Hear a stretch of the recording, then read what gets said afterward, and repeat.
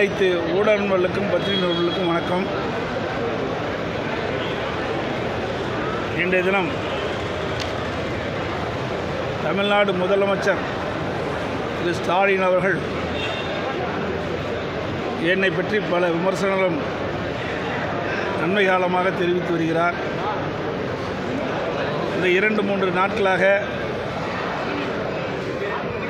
ஊடகத்தின் வாயிலாக, பத்திரிகையின் வாயிலாக திரு ஸ்டாலின் அவர்கள் என்னை பற்றி விமர்சனம் செய்வதை பற்றி செய்திகள் வந்துள்ளன. அதில் எதிர்க்கட்சி தலைவர் எடப்பாடி பழனிசாமி என்னை பற்றி விமர்சனம் செய்கிறார் என்று அவருடைய கட்சி நிர்வாகிகளுக்கு எழுதிய மடலில் தெரிவித்திருக்கின்றார். பத்திரிகையிலும் அந்த செய்தி வந்திருக்கின்றது. ஏதோ நான் அவரை கொச்சைப்படுத்தி பேசியதாகவும், எதிர்க்கட்சி தலைவர் என்ற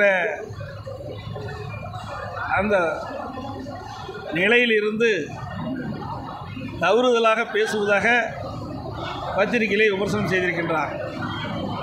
திரு ஸ்டாலின் அவர்கள் எதிர்க்கட்சி தலைவராக இருக்கின்ற பொழுது, நான் முதலமைச்சராக இருந்து பணியாற்றிய அந்த காலகட்டத்தில் திரு ஸ்டாலின் இப்படியெல்லாம் பேசினார் என்பது ஊடகத்தின் வாயிலாக, பத்திரிகையின் வாயிலாக வெளிவந்திருக்கின்றது. குறிப்பாக என்னை தனிப்பட்ட முறையிலே விமர்சனம் செய்தார். எடப்பாடி பழனிசாமி தமிழகத்தினுடைய முதலமைச்சராக வருவதற்கு ஊர்ந்து சென்றார், பறந்து சென்றார் என்றெல்லாம் விமர்சனம் செய்தார். அண்மையிலே விருதுநகர் மாவட்டத்தில் நடந்த அரசு நிகழ்ச்சியில் பேசுகின்ற பொழுது கரப்பான் பூச்சி போல் குறிப்பிட்டிருக்கின்றார். இப்படி ஒரு முதலமைச்சர் தன்னுடைய பதவியை மறந்து, நிலையை மறந்து ஒரு எதிர்க்கட்சி தலைவரை இப்படி விமர்சனம் செய்கின்றார். ஆனால் என்னை பொறுத்த வரைக்கும், அனைத்து இந்திய அண்ணா திராவிட முன்னேற்ற கழக நிர்வாகிகளை பொறுத்த வரைக்கும், எந்த ஒரு எதிர்க்கட்சியினரும் தவறுதலாக நாங்கள் விமர்சனம் செய்து கிடையாது. ஆனால் எங்களை பற்றி எதிர்க்கட்சியினர், ஆளுங்கட்சியைச் சேர்ந்தவர்கள் எங்களை தவறுதலாக விமர்சனம் செய்தால் அதற்கு தக்க பதிலை அவ்வப்போது கொடுப்போம். விருதுநகர் மாவட்டத்திலே பேசுகின்ற பொழுதும் சரி, பல்வேறு நிகழ்ச்சியில் கலந்து கொண்டு திரு ஸ்டாலின் அவர்கள் பேசும்போதும் சரி, எடப்பாடி பழனிசாமியுடைய ஆட்சியிலே எந்த திட்டமும் நிறைவேற்றப்படவில்லை என்ற ஒரு தவறான கருத்தை தெரிவித்துக் கொண்டிருக்கின்றார். தொடர்ந்து தெரிவித்துக் கொண்டிருக்கின்றார் ஊடகத்தின், பத்திரிகையின் வாயிலாக. இந்த கோயம்புத்தூர் மாவட்டத்தில் மட்டும் அனைத்து இந்திய அண்ணா திராவிட முன்னேற்ற கழக ஆட்சியில் கொண்டு வரப்பட்டு நிறைவேற்றப்பட்ட திட்டங்கள் சிலவற்றை இந்த நேரத்திலே குறிப்பிடுவது பொருத்தமாக இருக்கும் என்று நான் கருதுகின்றேன்.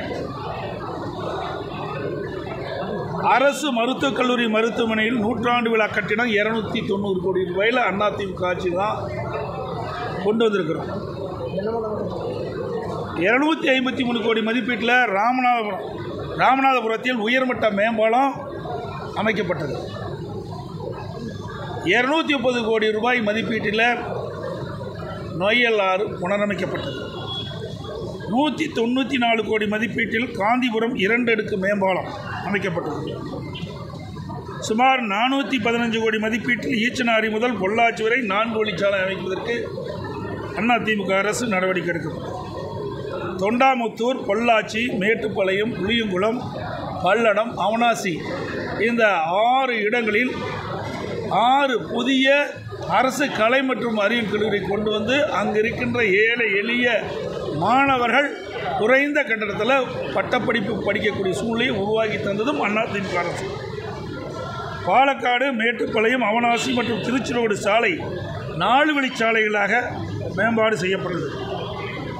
ரூபாய் 66 கோடி கவுண்டம்பாளையம், ரூபாய் 41 கோடியில் காரமடை, ரூபாய் 25 கோடியில் போத்தனூர், ரூபாய் 18 கோடி ரூபாயில் ஈச்சனாரி ஆகிய பதில் மேம்பாலம் அமைக்கப்பட்டது. சுமார் 59 கோடி மதிப்பீட்டில் இருகூர் முதல் போத்தனூர் மற்றும் இருகூர் முதல் பீலம் நிலையங்களுக்கு இடையே ரயில்வே கடவு குறுக்கே உயர்மட்ட மேம்பாலம் அமைக்கப்பட்டது.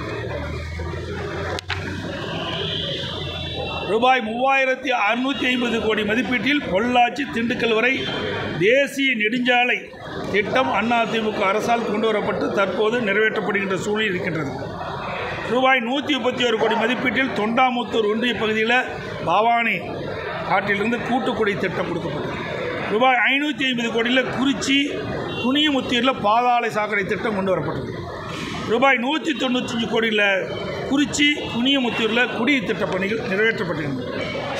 இப்படி அதிமுக ஆட்சியில் நிறைவேற்றப்பட்ட திட்டங்கள்.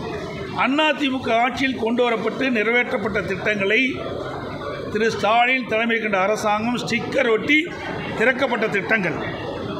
ரூபாய் 750 கோடி மதிப்பீட்டில் பில்லூர் 3வது கூட்டுக்குடி திட்டம் திரு உதயநிதி அமைச்சர் அவர்கள் 11/2/2024 திறக்கப்பட்டிருக்கிறார். இந்த திட்டம் அதிமுக ஆட்சியில் கொண்டு வரப்பட்ட திட்டம். ரூபாய் 479 கோடி மதிப்பீட்டில் ஆத்துப்பாலம் உக்கடம் வரை மேம்பால பணி அதிமுக ஆட்சியில் கொண்டு வரப்பட்டு திமுக ஆட்சியில் திறக்கப்பட்டது. ரூபாய் 114 கோடியில் ஐடி பார்க் நம்ம அதிமுக ஆட்சியில் அடிக்கல் நாட்டப்பட்டு நவம்பர் 5ஆம் தேதி முதலமைச்சர் ஸ்டாலினால் ஸ்டிக்கர் ஒட்டி திறக்கப்பட்டது. ரூபாய்